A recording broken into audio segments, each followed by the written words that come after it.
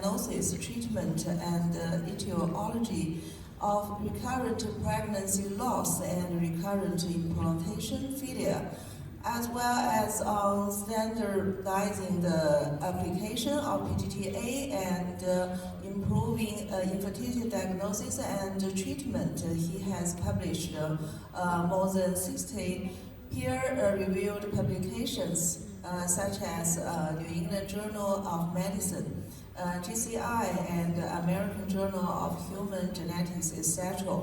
So today his topic is Future of Reproductive Genetics. Welcome. Thank you. Thank you, Professor Li, for the introduction. I'm Dr. Yan from Shandong University from China. It's a great honor for me to be here to give the keynote presentation. And my topic is the future of reproductive medicine, or reproductive genetics.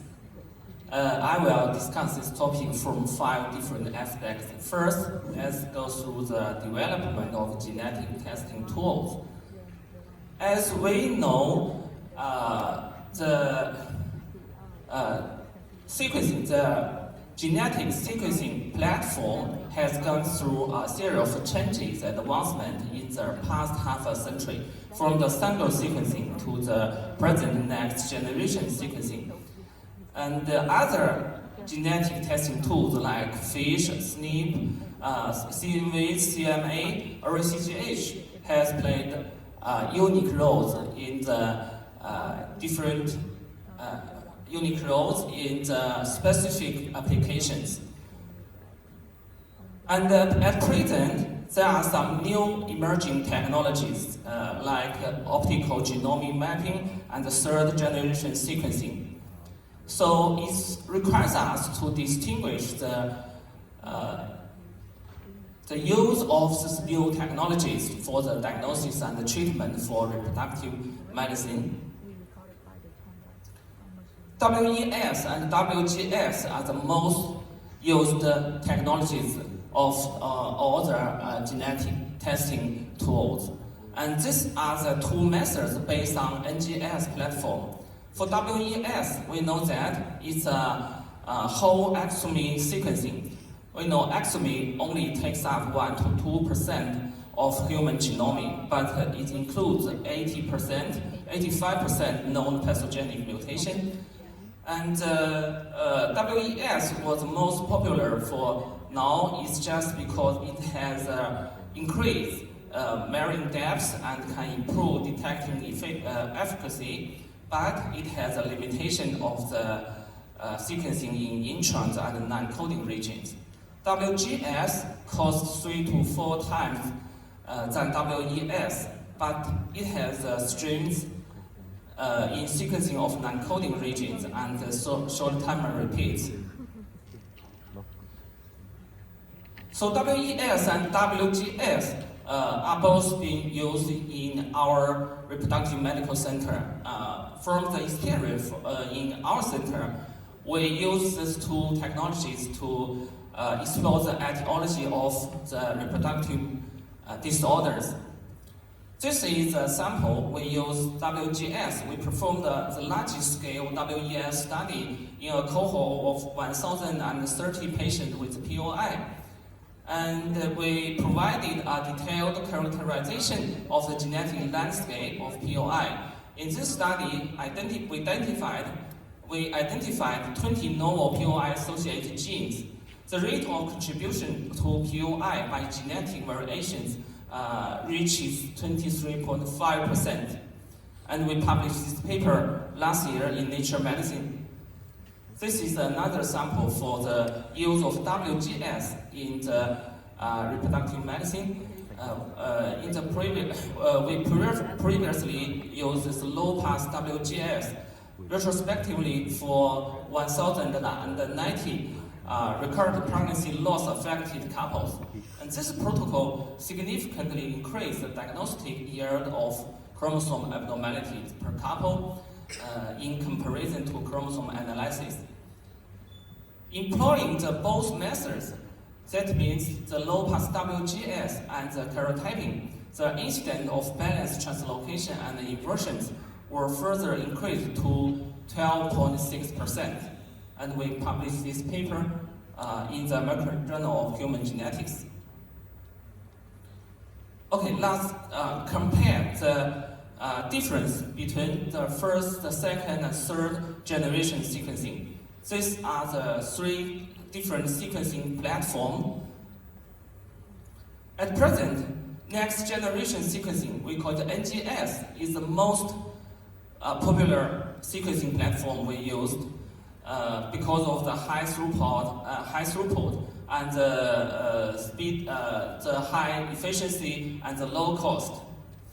NGS actually is a capturing sequencing. That means we sequence the sequencing happens with the capturing of the specific region. It is a sequencing platform, and based in this sequencing platform, there are three different schemes. The first is the panel for specific specific diseases, and the second is WES, and the third is WGS. So this is the NGS. The third generation sequencing, or we call it long-read sequencing. It has a longer reads and can avoid mistakes from PCR application and can detect DNA methylation while sequencing. About the third generation sequencing, we also call it the long-read sequencing. It has two different methods. The first is SMART, and the second is the nanopore. For SMART, the sequencing is simultaneous with synthesis. The free TP combines with the template strand and gives out the lights from different colors. The signals can be collected by the acceptor and translate into the sequencing by the wavelength and the peak value. For nanopore, with the help of motor protein, DNA or RNA strand goes into the nanopore. When a single piece goes through the nanopore, it can give the changes in the electrical property of the channel and make the sequence results. This is another emerging technology. We call it optical genomic mapping, or OGM. OGM is not a sequencing platform. It's a new technology. This technology passes the extracted long DNA fragments through nanochannels to obtain single DNA molecules. It images the fluorescent markers on the single DNA molecule so as to obtain high-resolution chromosome morphology. Currently, it has been used especially in the nucleoid test and copy number variation test, and special in the structural variation, especially for the hidden balanced translocation. It also has two different difficulties for this OGM. The first is a large number of cells is required in the peripheral blood or chromatic fluid. We have this much number of cells, but for PGT, OGM cannot work.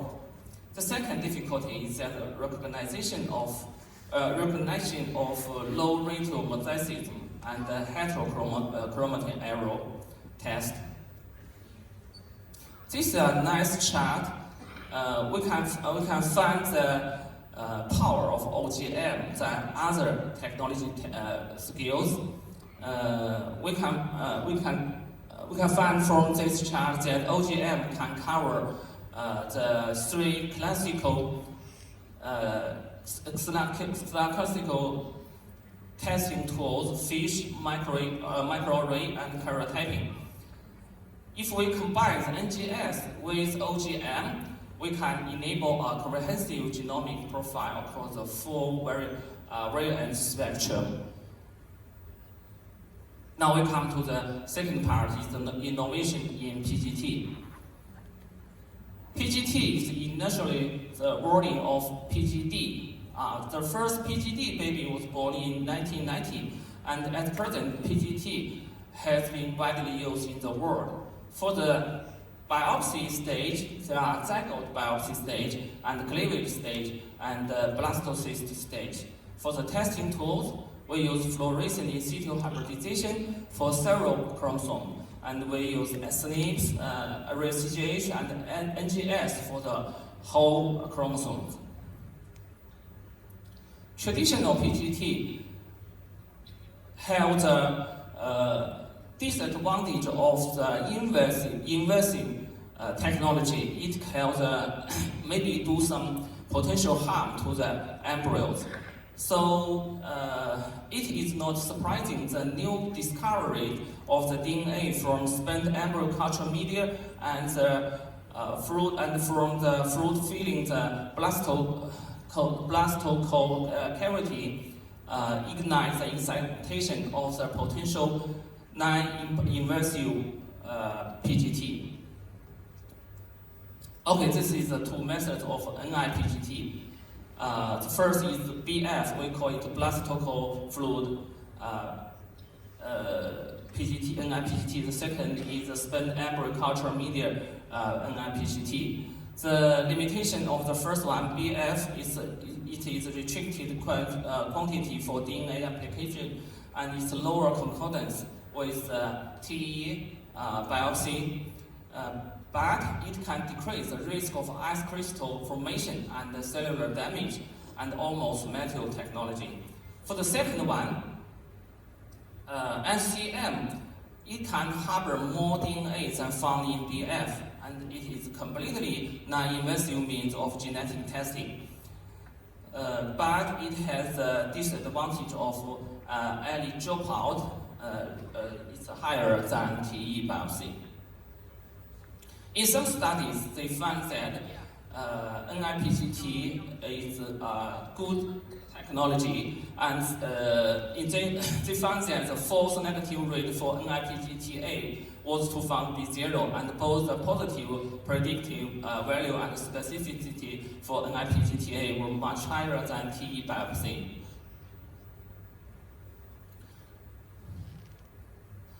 But the use of NIPGT is controversial. It's just because the concordance rate of NIPGT differs from study to study. The concordance rate differs from 30% to 100%. So the future concern for NIPGT is like this. We should optimize the DNA isolation and amplification protocols, and we should reduce the parental contamination and improve the efficiency in NIPGT for monogenic disorders. Strong evidence is required to evaluate its clinical benefits and cost effects, and also further investigation is required to understand the mechanism underlying the release of embryonic DNA. Now we can come to another innovation in PGT. We call it PGTP. That means PGT for polygenic risk scores. The first PGTP baby was born in the United States in 2021, and China's first PGT baby was born in 2022 with a family history of type 2 diseases. This is the process of PGTP. Based on the large GWAS to identify associated alleles, and we developed the PRS model. The PRS model was done by the PRS former, as shown in the slide. We calculate the individual PRS in target sample and to predict whether it's a high risk or low risk or some special diseases. These are the diseases were evaluated as follows: the type 1, type 2 diabetes, and the breast cancer, the hypertension, and etc. Also, it has the controversy of PGTP. In this study, they have done an investigation for the people whether they have the will to do PGTP. They found that the younger people and the people with high education has the will to accept the PGTP. And the PGTP is more welcome than the gene editing. But ACMG strongly disagrees the use of PGTP for now, just because we do not have enough evidence to prove the accuracy, the safety of this technology. So the limitation of PGTP is as follows. The clinical utility of PRS may be affected by multiple factors such as environment, interactions, and others. PGTP can only give a prediction, not a diagnosis of the disease, so it is limited.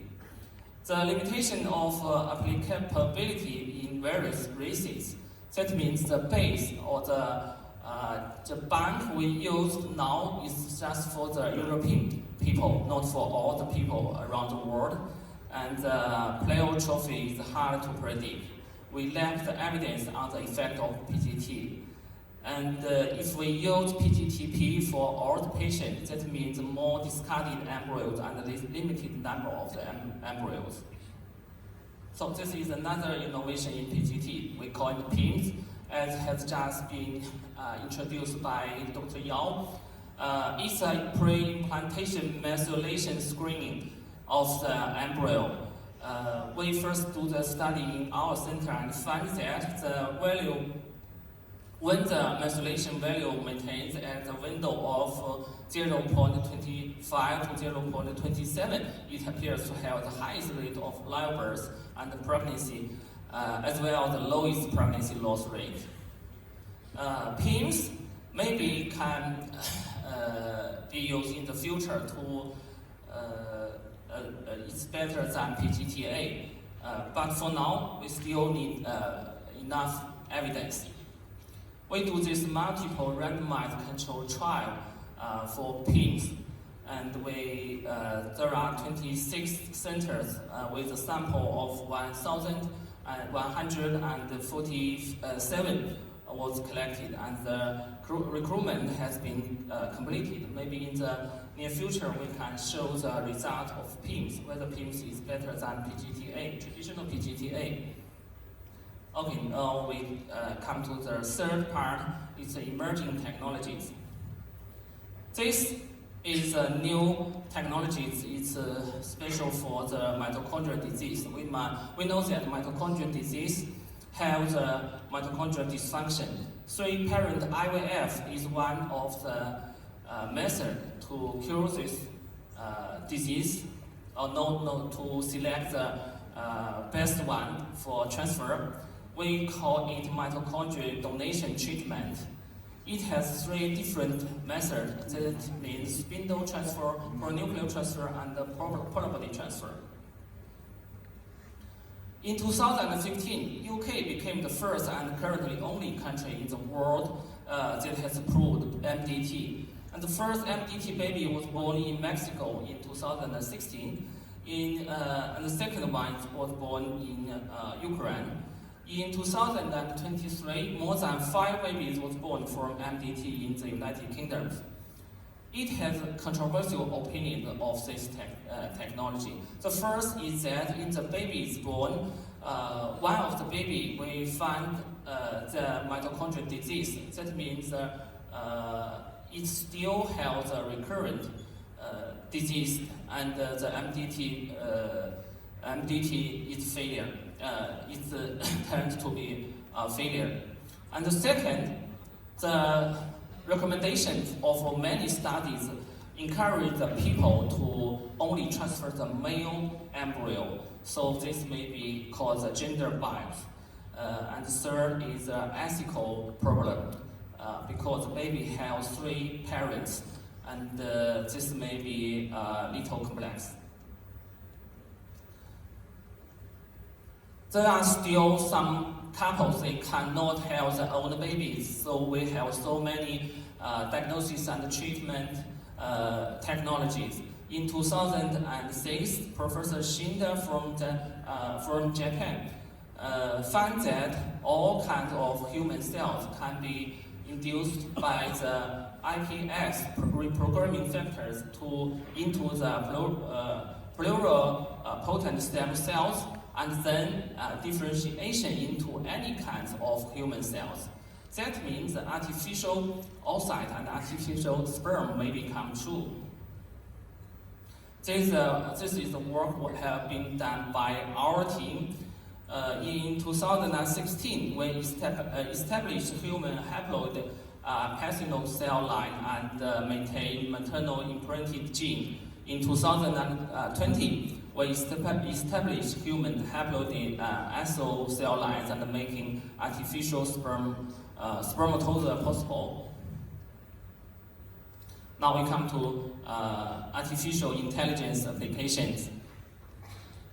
Artificial intelligence, we call it AI, has been widely used in ART, from the robotic surgery to the clinical decisions system and oocyte selection and embryo selection.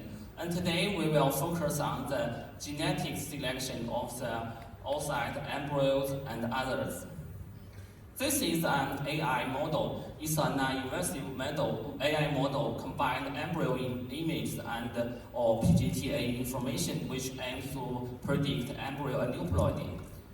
This model showcase is better than other two models.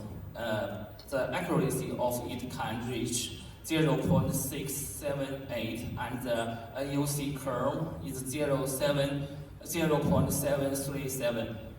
Maybe in the future, it can do more better. This is another non-invasive AI model using spent blastomy medium, which aims to predict embryo chromosome structural abnormalities by amplifying DNA and performing sequencing and haplotyping. And this is another model, AI model combined endometrial transcriptomy analysis, which aims to predict appropriate window of implantation. We call it ERA. The future concern for AI for the genetic testing. First, we should optimize the AI model. Second, we need more evidence to improve the efficiency of AI. And the last, we still need a lot of RCTs to give more evidence. What about the future perspective? The future concern for emerging new technologies. We should discuss it from three different aspects. First is efficacy in clinic. To what conditions is appropriate, and what is the strong evidence of efficacy and safety, and to what extent health benefits from these technologies? These are questions. For ethics, screen for non-medical or desirable trials, and the country have different ethical standpoint, and the information disclosure and the individual privacy, and the ethical problems such as social unfairness. It should be solved by us. And for the cost-effective, the cost increased with many new technologies applied. But whether the new technologies is necessary for us is a big problem. For the technical problem itself, we still lack of consistency in diagnosis. And this makes it difficult for us to get targeted materials. And also we have the population heterogenetics and the poor repeatable because of best effects, technological disparity is still be there. For the cost effective, this study finds that the cost effectiveness of PGTA depends on the patient age and the payer perspective. And with the use of new technology, the cost estimate for a single test is, as we showed in the slides, we found that the new technologies cost a lot. It is so expensive, and is this necessary for all the patients? So the future concept for emerging technologies as follows. What the role do clinicians play in the future? In the last decade, we use medical products like equipment, hardware, and consumables focused on the historic and evidence-based care. In the current decade, with medical platforms like wearable, big data, and health analytics, we focus on real-time outcome-based care. For the next decade, maybe we should use a medical solution like robotics, AI, augmented reality. We focus on the preventive care. The new technologies could have implications in training and potential loss of experience in the workforce.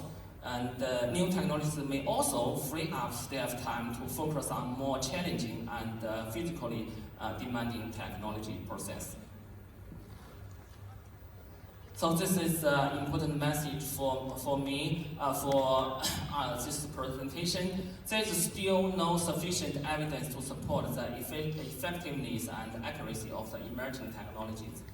To choose appropriate method for a certain cause of reproductive genetics is important. We should improve laws and regulations and learn from and combine with other fields. At last, I will use a sentence from the poet from China. The way ahead is long and has no ending. Yet high and low, I will search with my will unbending. This is my presentation. Thank you. Thank you for your attention. Thank you for the excellent presentation from Junhao. There's time for the questions from the audience. So, could you have a questions for your presentation? You have mentioned you do some research to use WGS for POI patients. So, from your opinion, what the percentage from WGS can contribute to the diagnosis of POI or some recurrent implantation failure? Thank you.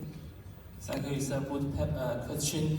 We do some research work with WES, whole exome sequencing for POI. We just want to find the genetic percentage of the POI, and we find that about 23.5% was associated with genetics. So POI is not only a clinic disease.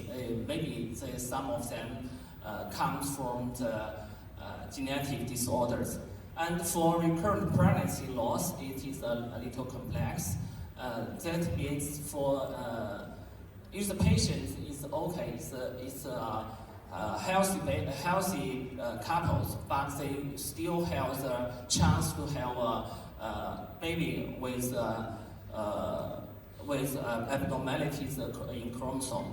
And sometimes we use this to help to diagnose the balanced translocation. That means we cannot find from the traditional karyotyping.